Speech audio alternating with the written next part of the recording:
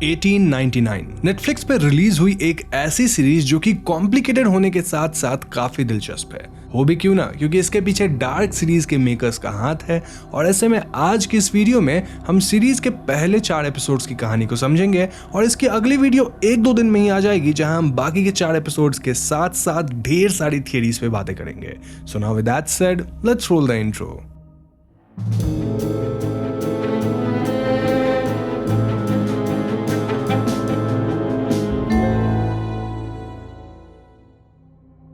तो इस सीरीज में कुल मिलाकर 8 एपिसोड्स हैं और यहाँ कहानी काफी हद तक लीनियर है। तो ऐसे में अगर आप कैरेक्टर्स को ढंग से समझेंगे तो आपको सीरीज को समझने में बिल्कुल तकलीफ नहीं होगी। डार्क के मुकाबले 1899 काफी सिंपल है और यहाँ पे दिखने वाले 8 एपिसोड्स के नाम है the ship, the boy, the fog, the fight, the calling, the pyramid, the storm and the key. तो कहानी की शुरुआत एक फीमेल वॉइस ओवर से होती है, जहां ये औरत कह रही होती है कि दिमाग आसमान से भी ज्यादा बड़ा है और समुद्र से भी ज्यादा गहरा है। फिर हम एक लेडी को पेशेंट वाले कपड़ों में देखते हैं जो कि अपने पिता से कुछ अजीब बातें कह रही होती है, जैसे कि मैंने जो देखा वो सच है, मैं पागल नहीं हूं, मेरा भाई कहाँ है, वो प्रोमीथियस शिप पे गया था और वापस नहीं आया, आप शिप्स के साथ क्या करते हैं, इत्यादि। 2 लोग इस लेडी का हाथ बांधकर उसे रिस्ट्रेन करते हैं और फिर हम वेक अप वॉइस सुनते हैं और यही औरत एकदम से जाग जाती है, विच मीन्स कि वो शायद सपना देख रही थी। लेकिन यहाँ अजीब बात यह थी कि इस औरत के हाथ पे बांधे जाने के निशान थे। खैर, हमें पता चलता है कि इस लेडी का नाम मोरा फ्रैंकलिन है और वो फिलहाल कर्बरोस नामक शिप पे है, जो कि 19 अक्टूबर 1899 को इंग्लैंड से न्यूयॉर्क के लिए रवाना हुई है। मोयरा यहाँ फर्स्ट क्लास पैसेंजर थी और उसका कमरा नंबर था 1011 एंड दिस वाज सरप्राइजिंग, क्योंकि अपने विजन में जिस कमरे में मोयरा को 2 लोग रिस्ट्रेन कर रहे थे उसका नंबर भी 1011 ही था। यहाँ हमें पता चलता है कि 4 महीने पहले एक प्रोमीथियस नामक शिप समुद्र में कहीं खो गया था और शायद उस शिप पे मोरा का भाई भी था, जिसकी तलाश में वो ये ट्रिप कर रही थी। मोरा एक डॉक्टर थी जो कि ब्रेन वगैरह की स्टडी करती थी, लेकिन आपको पता ही होगा कि 1899 के दौरान लड़कियों को डॉक्टरी के लिए प्रैक्टिस करने नहीं दिया जाता था, वो सिर्फ पढ़ाई कर सकती थी, तो लड़कियां यहाँ ज्यादा आगे नहीं बढ़ पाती थी। अब मोरा के कमरे में हम एक लेटर देखते हैं जो कि उसे उसके भाई द्वारा भेजा गया था और इस लेटर में हेनरी लिखा था कि उसे पता चल गया है कि उनके पिता क्या सब कर रहे हैं और इसीलिए तुम जल्दी से न्यूयॉर्क आ जाओ, हम वहीं मिलेंगे और किसी पे भरोसा मत करना। खैर, यहाँ से कहानी शिप पे मौजूद कई लोगों के इर्द गिर्द घूमने लगती है और यहाँ कई कैरेक्टर्स हैं जो कि अलग अलग लैंग्वेज में बात करते हैं और उन सब की इंट्रोडक्शन मैं समय के साथ आपको देते रहूंगा। फिलहाल आप ये समझ लीजिए कि शिप पे एक फर्स्ट क्लास डेक था जो कि ऊपर था और यहाँ एकदम रॉयल ट्रीटमेंट मिलता था लोगों को। देन कुछ लोग जिनके टिकट सस्ते होंगे वो शिप के निचले हिस्से में रहते थे और उसे थर्ड क्लास कहा गया और उनकी व्यवस्था एकदम बेकार सी थी। देन शिप के क्रू मेंबर्स थे और कुछ लेबरर्स जो कि कोयला जलाकर शिप को पावर करते थे। सो मोरा खाना खाने के लिए अपने फर्स्ट क्लास डाइन इन में जाती है, जहां लोअर क्लास से क्रिस्टा नामक बंदा भागते हुए यहाँ आता है और वो हेल्प मांगने लगता है क्योंकि उसकी एल्डर सिस्टर के प्रेगनेंसी में कुछ कॉम्प्लिकेशंस आ गए थे। अब फर्स्ट क्लास में एक डॉक्टर था, लेकिन वो इसे इग्नोर करता है और फ्रांस नामक गार्ड क्रिस्टा को फौरन वहां से निकाल कर वापस नीचे वाले डेक में भेज देता है। मोरा ये सब देखकर रह नहीं पाती है, वो क्रिस्टा की मदद करने नीचे डेक में जाती है। वहां मोरा क्रिस्टा की बहन टोव की मदद सबके सामने करती है टू ईज हर पेन और यहाँ हम कुछ कैरेक्टर्स को जान पाते हैं, लाइक क्रिस्टा की माँ जिनका नाम इबन था और वो काफी सुपरस्टिशियस थी। I mean, जब मोरा टो की मदद कर रही थी तब भी इबन का मानना था कि वो पेट में पल रहे गॉड्स चाइल्ड को मार देगी। देन इबन के हस्बैंड भी थे जिसका नाम एंकर था और क्रिस्टा की एक छोटी बहन भी थी जिसका नाम एडा था। अब यहाँ से कहानी एक कपल पे फोकस करती है जो कि फर्स्ट क्लास के पैसेंजर थे और वो शिप पे हनीमून मना रहे थे। लड़की का नाम क्लेमेंस था और बंदे का नाम लूसियन था। ऑल्दो हम समझ पाते हैं कि ये दोनों शादी से खुश नहीं थे, जिसकी प्राइमरी वजह यह थी कि लूशियन को शायद इरेक्टाइल डिस्फंक्शन हो रहा था। इसके बाद हम जेरोम से मिलते हैं जो कि चोरी छुपे शिप पे चढ़ गया था क्योंकि वो लूशियन की तलाश कर रहा था फॉर सम रीजन। अब रीजन क्या है वो आगे पता चलेगा।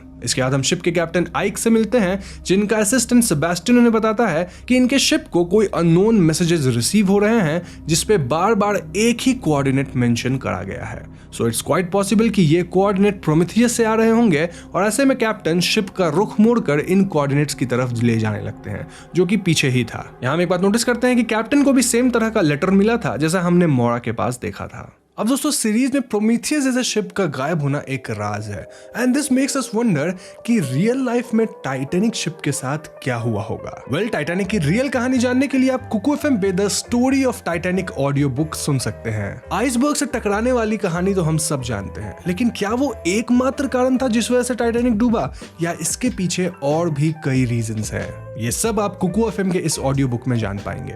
देखो, कुकू एफएम इंडिया का लीडिंग ऑडियो शो प्लेटफॉर्म है जहां 10,000 से भी ज्यादा ऑडियो शोज हैं और इन शोज को आप रीजनल लैंग्वेज में सुन सकते हो including Hindi and English. Kuku FM का ईयरली सब्सक्रिप्शन मात्र 399 रुपए का है, लेकिन अगर आप मेरा कोड HAUNTT50 यानी कि HAUNT50 का इस्तेमाल करते हो तो आपको ईयरली सब्सक्रिप्शन पे 50% ऑफ मिलेगा, यानी कि सिर्फ 199 रुपए में। बस ध्यान रहे कि ये ऑफर सिर्फ पहले 250 यूजर्स के लिए है, साथ ही किन्हीं 100 लकी विनर्स को इस ईयरली सब्सक्रिप्शन पे 100% कैशबैक मिल जाएगा।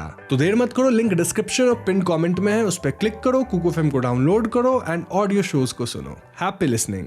Coming back to story, ship के मुड़ने से पैसेंजर्स में हलचल मच जाती है और यहाँ सबसे परेशान दो लोग थे जिनका नाम एंजल और रमीरो था। रमीरो प्रीस्ट के पहनावे में था और वो एंजल को अपना भाई बता रहा था, मतलब वहां सबको बोल रहा था कि ये मेरा भाई है, लेकिन असल में ये दोनों गे कपल थे और वो कुछ तो उल्टा करके इंग्लैंड से अमेरिका भाग रहे थे। यहाँ हम वर्जीनिया नाम की औरत को भी देखते हैं जो कि किसी जापानीज माँ बेटी को फर्स्ट क्लास में ट्रैवल करवा रही थी। माँ का नाम यूग जी था और बेटी का नाम लिंग यी, और हम समझ पाते हैं कि वर्जीनिया लड़कियों का धंधा करती थी और वो लिंग यी से किसी अमीर इंसान को अट्रैक्ट करवाना चाहती थी ताकि वो पैसे कमा सके। ऐसे में वर्जीनिया की मुलाकात लूशियन से हो जाती है, जिसे देखकर वो समझ जाती है कि उसके हनीमून में कुछ तो प्रॉब्लम है, और ऐसे में वो लूशियन को लिंग यी ऑफर करती है। यहाँ हम ये भी नोटिस करते हैं कि लूशियन कभी कभी एकदम कांपने लग जाता था और इसके लिए उसके पास कुछ तो दवा भी था। तो अब कर्बरोस शिप दूसरे डायरेक्शन में काफी देर सेल करती है और फाइनली कैप्टन को समुद्र में एक अबैंडन्ड शिप दिखता है which was none other than Prometheus. Captain decides कि वो प्रोमीथियस को चेक करेंगे फॉर सर्वाइवर्स और वो अपने साथ कुछ लोगों को ले जाने का डिसाइड करते हैं फॉर स्पेसिफिक रीजंस। एग्जांपल,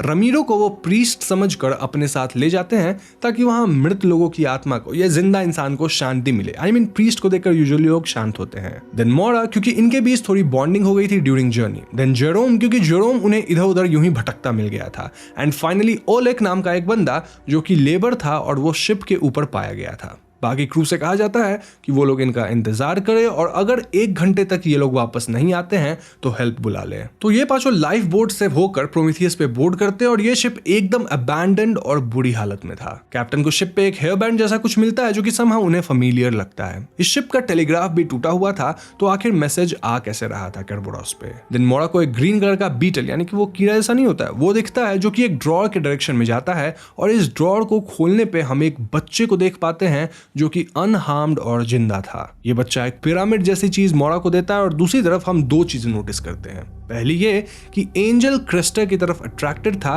और दूसरी ये कि कर्बरोस पे एक अनजान आदमी पानी में से बोर्ड करता है और उसके हाथ में वही ग्रीन बीटल था जिसकी मदद से समहाउ वो कमरा नंबर 1013 खोल लेता है। वो जानबूझकर ये कमरा चुना था क्योंकि इसके बगल में ही रूम नंबर 101 था जिसमें हम सबको पता है मोरा रहती है। पहले एपिसोड यहीं खत्म हो जाती है। तो दूसरे एपिसोड के शुरुआत में हम कैप्टन आइक को देख पाते हैं जो कि अपने घर के सामने खड़े थे। उनके घर की खिड़की से उनकी बेटियां और पत्नी दिखती हैं, जिसके बाद इस घर में आग लग जाता है। इसके बाद अचानक आइक की नींद खुलती है और हम देखते हैं कि ये सब बस एक बुरा सपना था और अभी तो वो अपने शिप कर्बरोस पे थे। आइक से मिलने सेबेस्टियन आता है जो उन्हें बताता है कि शिप कंपनी का मैसेज आया है कि वो लोग प्रोमीथियस को डुबा दे। साथ ही सेबेस्टियन कहता है कि इस जगह पे कोई भी कंपास काम नहीं कर रहा। Now this was all strange, क्योंकि इतनी महंगी शिप को कंपनी डुबाना क्यों चाहेगी? आई मीन उसमें कई टन का लोहा है जो इस्तेमाल हो सकता है। इसके अलावा एक और अजीब बात यह थी कि आइक को अब एक फेमिलियर गाने की आवाज सुनाई देने लगती है, जबकि आइक के विजन में हमने क्लियर देखा था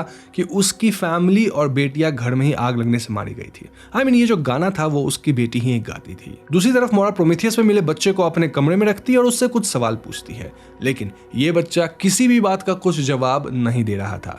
इस बच्चे के पास एक रिंग थी और उसके कान के पीछे एक सिंबल बना हुआ था विच वाज उल्टा ट्रायंगल जिसके बीच से एक लाइन गुजर रही थी। अब यहाँ हैरानी की बात यह थी कि इस सिंबल को हमने मोरा और आइक के लेटर में देखा था। इसके बाद मोरा की मुलाकात उसी अनजान आदमी से होती है जो कर्बरोस पे पानी से बोर्ड किया था और ये आदमी अपना नाम डैनियल बताता है। मोरा कहती है कि डैनियल उसे थोड़ा देखा देखा सा लग रहा है। मीनवाइल क्रिस्टो एंजल की नजदीकियां बढ़ रही थी और ये बात टव को एकदम पसंद नहीं आती, क्योंकि एक तो उस जमाने में गे राइट्स कुछ थे नहीं, और दूसरी बात ये कि एंजल अमीर था तो मे बी वो बस क्रिस्टो का इस्तेमाल करना चाहता हो। साथ ही एक और रीजन है जो कि टव के बैक स्टोरी से जुड़ा है, जिसे हम अगले वीडियो में जानेंगे।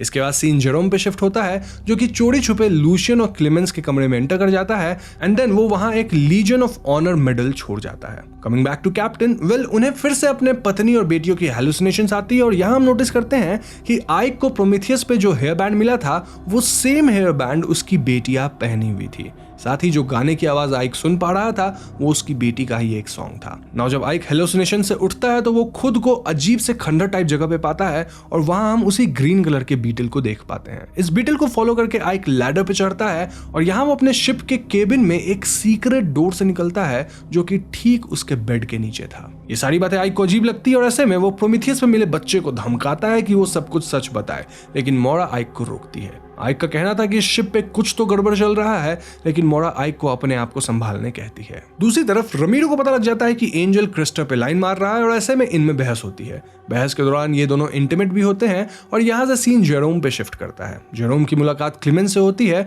और इनकी बातों से हम समझ पाते हैं कि कहीं ना कहीं क्लेमेंस जेरोम की तरफ अट्रैक्टेड थी। इसके बाद जेरोम को शिप पे फ्रांस देख लेता है, और वो समझ जाता है कि जेरोम बिना टिकट चोरी छुपे चढ़ गया है, इसलिए वो बाकी क्रू की मदद से जेरोम को मारता है और कैप्चर करके एक रूम में बंद कर देता है। Now again coming back to captain, वेलो मोरा को बताता है कि उसे भी एक लेटर आया था जिसमें उसके फैमिली की फोटो थी, और लेटर के ऊपर लिखा था what is lost will be found.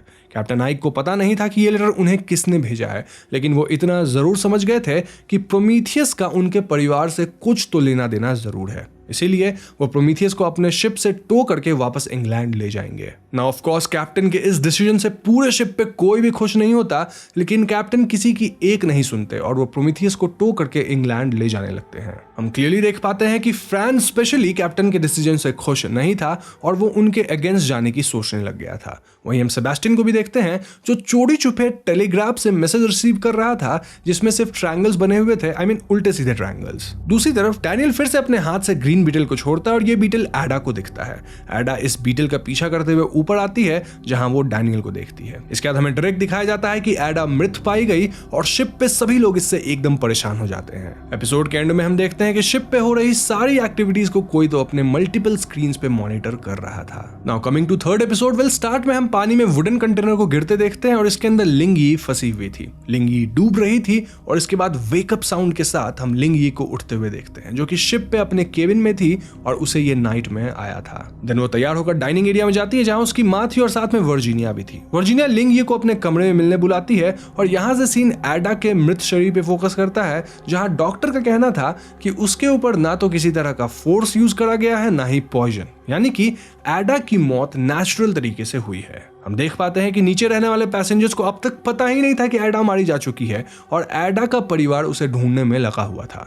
तभी अचानक से कैप्टन और बाकी क्रू मेंबर्स देखते हैं कि शिप एकदम घने फॉग में एंटर कर गई है जिस वजह से कुछ भी देख पाना मुमकिन नहीं था। ऐसे में कैप्टन ऑर्डर देते हैं कि उन्हें अपने शिप के पोजीशन को होल्ड करके रखना होगा और यहाँ हम एक बार फिर से फ्रांस को कैप्टन के ऑर्डर से नाखुश देखते हैं। इसके बाद आइक मोरा को अपने केबिन में ले जाते हैं और उसे वो हेयर बैंड दिखाते हैं जो कि उसकी बेटी का था, लेकिन उसकी बेटी तो काफी पहले मर गई थी, तो आखिर ये हेयर बैंड प्रोमीथियस पे कैसे पहुंचा। इसके अलावा आइक मोरा को अपने रूम में बेड के नीचे वाला शाफ्ट दिखाते हैं जिसे ओपन करने पे अंदर स्पेस था। इस शाफ्ट के ऊपर भी वो उल्टा ट्रायंगल विद लाइन वाला निशान बना हुआ था। ऐसे मोरा और आइक डिसाइड्स कि वो लोग फिर से प्रोमीथियस पे जाएंगे ताकि वो शिप के कैप्टन का लॉग बुक ढूंढ सके। अब फ्रांस आइक को ऐसा करने से मना करता है लेकिन आइक उसकी नहीं सुनते, विच अगेन ट्रिगर्स फ्रांस। जाने से पहले आइक कहते हैं कि एडा के मौत की खबर को सीक्रेट ही रखा जाए, लेकिन आइक के जाते ही फ्रांस शिप के निचले डेक में जाकर सबको बता देता है कि एडा मर चुकी है। साथ ही वो टव को एडा की लाश भी सौंपता है। वहां सभी लोग एकदम दुखी हो जाते हैं और एज एन ऑडियंस हम समझ पाते हैं कि फ्रांस अब बगावत कर सकता है। आई मीन उसे नीचे वाले लोग जो कि थर्ड क्लास में थे उनका सपोर्ट मिल ही गया था। अब इस सब के दौरान क्रिस्टो और एंजल इंटीमेट होते हैं।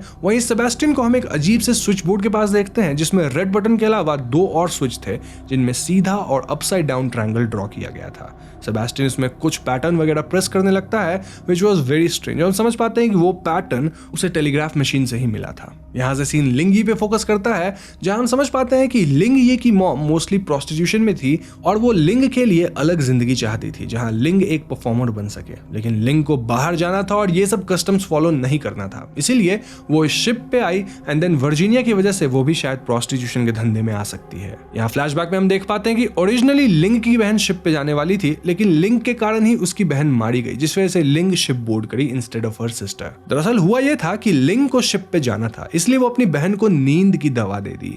ये वही नींद की दवा थी जो कि लिंग की माँ अपने क्लाइंट्स को बहुत कम मात्रा में देती थी ताकि वो उसे सेड्यूस कर सके या उसे नशे में रख सके। लेकिन लिंग यी अपनी बहन को दवा भारी मात्रा में दे दी, जिससे उसकी बहन मारी गई। ऐसे में उसने अपनी बहन को उसी वुडन क्रेट में बंद करके पानी में फेंका और यही वजह थी कि लिंग यी को डूबने के नाइटमेयर्स आते थे। तो इन बातों से परेशान होकर लिंग यी शिप के ऊपर जाती है, जहां उसकी मुलाकात ओलेग से होती है और ओलेग लिंग यी को कंफर्टेबल फील कराता है। दूसरी तरफ डैनियल रूम नंबर 1011 में एंटर करता है और वहां उसकी मुलाकात बच्चे से होती है। ये दोनों उस ग्रीन बीटल का इस्तेमाल करते हैं टू अनलॉक रूम, और इन सीन्स में हम समझ पाते हैं कि ये दोनों समहाउ एक दूसरे को पहले से ही जानते हैं। मोरओवर ये बीटल किसी भी चीज के आर पार जाता है तो उस जगह को अनलॉक कर देता है। एनीवेज यहाँ से सीन आइक और मोरा पे फोकस करता है, जहां दोनों प्रोमीथियस पे पहुंच चुके हैं। यहाँ उन्हें एक केबिन में फिर से वही ट्रायंगल सिंबल वाला शाफ्ट दिखता है जिसके अंदर मोरा जाती है, और बाकी शाफ्ट की तरह ये भी बस ब्लैक टाइल से बना स्पेस था। अब यहाँ मैं आपको बता दूं कि ये उल्टा triangle with the line ship company का लोगो था। इसके बाद आइक और मोरा डॉक्यूमेंट्स को ढूंढने फर्नेस वगैरह में जाते हैं, जहां वो पाते हैं कि डॉक्यूमेंट्स को जला दिया गया था। यहाँ आइक को एक पेज मिलता है जो कि जला नहीं था, और इस पेज में प्रोमीथियस के गेस्ट की लिस्ट थी, लेकिन आइक इस पेज को मोरा से भी छुपाकर अपने पास रख लेता है। यहाँ एक और अजीब बात यह थी कि प्रोमीथियस के फर्नेस में आइक और मोरा को एक अजीब सा मशीन लगा हुआ दिखता है, जिसका पर्पस तो शायद स्टीम वगैरह के प्रेशर को मापना और टेम्परेचर रेगुलेट करने का था, लेकिन वो कभी यूज करा ही नहीं गया था। दैट मेक्स अस वंडर कि क्या सचमुच में वो मशीन इसी काम के लिए था या फिर उसका सीक्रेटली कुछ और काम था। नाउ कमिंग बैक टू लिंग यी, वेल वो लूशियन के लिए परफॉर्म करती है क्योंकि लूशियन ने लिंग यी के लिए वर्जीनिया को पे करा था, और यहाँ हमें लूशियन के बारे में थोड़ी बातें पता चलती है। दरअसल लूशियन को हमेशा से ये रिच रॉयल लाइफ चाहिए था, जो कि अब उसे मिल गई थी। यानी वो पहले से रिच नहीं था, अब कैसे मिली ये बाद में पता चलेगा, लेकिन उसको अब एक ऐसी बीमारी है जिससे उसको हर दिन फिट्स वगैरह आते हैं, और ये सब उसके दिमाग के कुछ बीमारी की वजह से है। इसी का मेडिकेशन लूशियन के पास था, लेकिन इस मेडिकेशन का साइड इफेक्ट था एरेक्टाइल डिसफंक्शन। यही वजह है कि वो अपनी पत्नी क्लेमेंस से ये बातें छुपा रहा था, और हम ये भी समझ पाते हैं कि लूशियन कुछ तो उल्टा सीधा किया है to reach to this position. लूशियन को लिंग यी के सामने फिट्स आता है, जिससे वो जमीन पे गिर के कांपने लगता है। अब लूशियन शायद न्यूयॉर्क भी इसलिए जा रहा था क्योंकि वहां कोई तो डॉक्टर था जो बोल रहा था कि ऑपरेट करके वो उसे ठीक कर सकता है, ऑल्दो उसमें बचने के चांसेस कम है। दूसरी तरफ कर्बरोस पे और भी लोग मृत पाए जाते हैं, विच वाज वेरी स्ट्रेंज। इस सबसे फ्रांस एकदम गुस्सा होता है और फिलहाल वो कुछ गन्स और निचले डेक वाले लोगों की मदद से म्यूटनी यानी विरोध कर देता है अगेंस्ट कैप्टन। फ्रांस शिप का पूरा कमांड ले लेता है, और जैसे ही कैप्टन आइक और मोरा शिप पे वापस आते हैं, फ्रांस कैप्टन पे अटैक करने का प्लान बनाने लगता है। ओले कैप्टन को वार्न करने की कोशिश करता है, लेकिन उसे जेरोम के साथ जेल में डाल दिया जाता है। इवन रमीरो भी कैप्टन को वार्न करने जाता है, लेकिन टव और उसके साथ ही उन दोनों को कैप्चर कर लेते हैं। पूरे शिप पे फ्रांस और टव के फैमिली का कब्जा था, और ये लोग डिसाइड करते हैं कि वो शिप को मोड़कर वापस अमेरिका की तरफ ले जाएंगे। इस पॉइंट पे हम डैनियल को देखते हैं, जो कि स्लाइडिंग पजल जैसा कुछ डिवाइस यूज कर रहा था, और इस डिवाइस की मदद से वो उस मशीन से इंटरेक्ट कर रहा था जिसे हमने प्रोमीथियस के फर्नेस में देखा था। जी हाँ दोस्तों, वही सेम मशीन कर्बरोस पे भी थी, और इसकी मदद से डैनियल पूरे कर्बरोस शिप को ही टेलीपोर्ट कर देता है। तीसरा एपिसोड यहीं पर खत्म हो जाता है। अब चौथे एपिसोड के शुरुआत में हम लूशियन और जेरोम की कहानी देख पाते हैं, जिससे हम समझ पाते हैं कि इनके बीच क्या कनेक्शन है। तो बेसिकली ये दोनों फ्रांस के एक वॉर में थे, जहां इनके ट्रूप के सभी लोग मारे गए थे। इन दोनों का बचना भी मुश्किल था। इनफैक्ट इन्हें कई दिनों से कोई एड नहीं मिल रहा था, और ऐसे में इट वाज क्लियर कि इन्हें एड शायद ना मिले। इसलिए लूशियन प्लान्स कि वो एक ल्यूटिनेंट का ड्रेस पहनकर खुद को एक इंजर्ड ल्यूटिनेंट बताएगा, और जेरोम को वॉर हीरो बताएगा जो इस ल्यूटिनेंट को बचाया। ऐसे में दोनों इस वॉर जोन से सही सलामत निकल पाएंगे, साथ ही उन्हें रिवॉर्ड भी मिलेगा। जेरोम इस बात के लिए नहीं मानता क्योंकि वो अपने ट्रुप और देश को धोखा नहीं देना चाहता था, इसलिए लूशियन उसे वहीं कैद करके खुद लेफ्टिनेंट बनके निकल जाता है।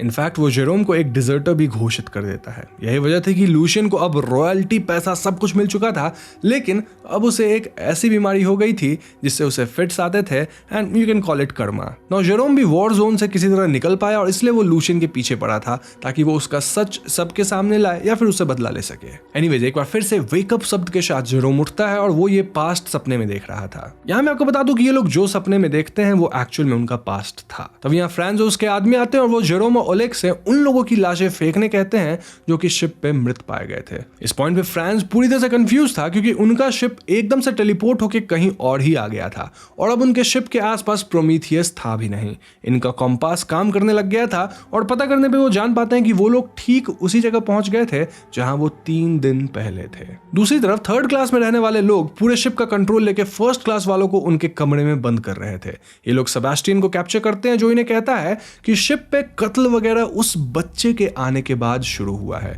ये सुनकर क्रिस्टो और टव की मां इबन कहती है कि वो बच्चा एक शैतान है और हमें उस बच्चे को मार देना होगा। शैतान किसी भी रूप में आ सकता है तो भरोसा मत करो। सब लोग इबन की बात मान लेते हैं और अब ये लोग पूरे शिप पे उस बच्चे को खोजना शुरू करते हैं। वो लोग मोरा के रूम में भी इस बच्चे को खोजते हैं लेकिन उन्हें बच्चा वहां नहीं मिलता। अब लोगों के जाने के बाद ये बच्चा मोरा के बेड के नीचे से उस सीक्रेट शाफ्ट के अंदर से निकलता है। दूसरी तरफ लूशियन अपनी बीमारी के बारे में अपनी पत्नी क्लेमेंस को बताता है और यहाँ उसे अपने ड्रॉर में लीजन ऑफ ऑनर मेडल मिलता है जो कि उसने वॉर जोन में जेरोम को दिया था और जेरोम ही इसे यहाँ छोड़ गया था। इस मेडल को देखकर लूशियन काफी डरता है और क्लेमेंस को धक्का भी देता है। फिर वो कमरे से बाहर चला जाता है और पैरेलल में हम जेरोम को देखते हैं जो गार्ड्स को चकमा देके लूशियन के कमरे में आता है जहां उसे क्लेमेंस मिलती है। खैर यहाँ से सीन वापस जनरल मास पे शिफ्ट करता है जो कि गन्स लेके पूरे शिप की छानबीन कर रहे थे और ऐसे में ये लोग एंजल के कमरे में जाते हैं। एंजल क्रिस्टर से कहता है कि प्लीज वो लोग उसके साथ कुछ न करे और ऐसे में क्रिस्टर की मां समझ जाती है कि यहाँ एंजल और क्रिस्टर में क्या चल रहा है।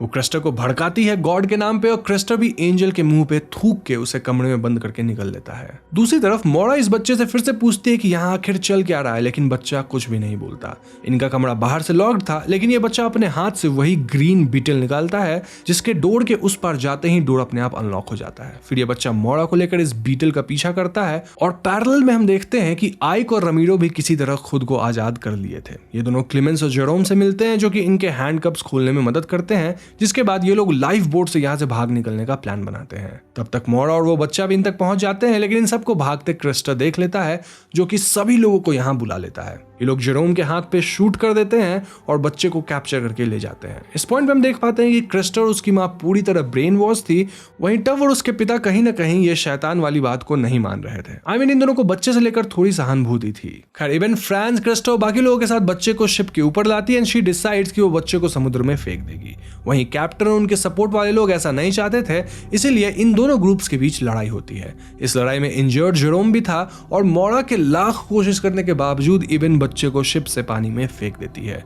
उस टाइम पे लूशियन भी वहां आता है और वो पिस्टल दिखाकर क्लेमेंस को अपने साथ ले जाता है। तो अब जबकि बच्चा जा चुका था, लड़ाई रुकती है और कैप्टन का ग्रुप इंजर्ड लोगों की मरहम पट्टी में लग जाता है। वहां हम डैनियल को भी देखते हैं जो कि मोरा को सांत्वना देने की कोशिश कर रहा था कि तभी कैप्टन मोरा को अकेले में बात करने के लिए बुलाते हैं। आइक मोरा को प्रोमीथियस की गेस्ट लिस्ट दिखाते हैं जो कि उन्हें फर्नेस में मिला था और इस गेस्ट लिस्ट में मोरा का भी नाम था। जी हाँ दोस्तों, यानी मोरा प्रोमीथियस पे भी बोर्ड करी थी लेकिन मोरा को इस बारे में कुछ याद नहीं था। तभी हॉल के ड्रॉर में कुछ आवाज होती है और उसके अंदर से हम उस बच्चे को निकलते देखते हैं। यस, बच्चा समहाउ समुद्र से इस ड्रॉर के अंदर आ गया था, यानी कि वो मरा नहीं। और ऐसे में अब कैप्टन के टीम के लोग भी उसे डेविल मानने लग जाते हैं। ये बच्चा अपने हाथ में वो अजीब सा पिरामिड लिए मोरा को हक करता है और सभी लोग बच्चे को घूरे जा रहे थे। यहीं पे चौथा एपिसोड खत्म हो जाता है। तो दोस्तों ये थी पहले 4 एपिसोड की कहानी और यहाँ मैं कुछ बातें आपको बताना चाहूंगा। फॉर एग्जाम्पल, सीरीज का हर एपिसोड किसी कैरेक्टर की स्टोरी के साथ शुरू होता है एंड देन वेकअप के साथ उस कैरेक्टर की आंख खुलती है।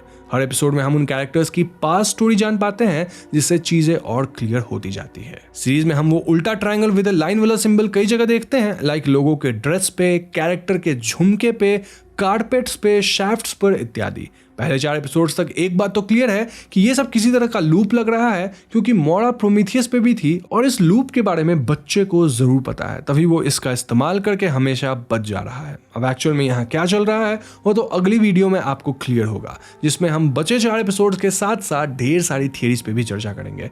तो उसे मिस ना करने के लिए चैनल को जरूर सब्सक्राइब करें। I will try my best कि वो वीडियो मैं कल ही ले आऊं, वरना परसों तो पक्का आएगी। नाउ इस वीडियो को लाइक और शेयर शेयर करो। यहाँ मैं आपको फिर से याद दिला दूं कि डिस्क्रिप्शन और पिन कमेंट में दिए गए पहले लिंक पे क्लिक करके आप कुकू FM को जरूर डाउनलोड कीजिएगा और वहां आप मेरा कोड HAUNTT50 यानी कि HAUNT50 का इस्तेमाल कीजिए to get 50% off on yearly subscription. ये ऑफर सिर्फ 250 लोगों के लिए है और किन्हीं 100 लकी यूजर्स को ईयरली सब्सक्रिप्शन पे 100% कैशबैक मिल जाएगा। अब जाने से पहले हमारे चैनल हॉन्टिंग ट्यूब को सब्सक्राइब करके बेल आइकन को जरूर दबा दीजिएगा, क्योंकि हम अपने चैनल पे ऐसे वीडियोस लाते रहते हैं। पीस।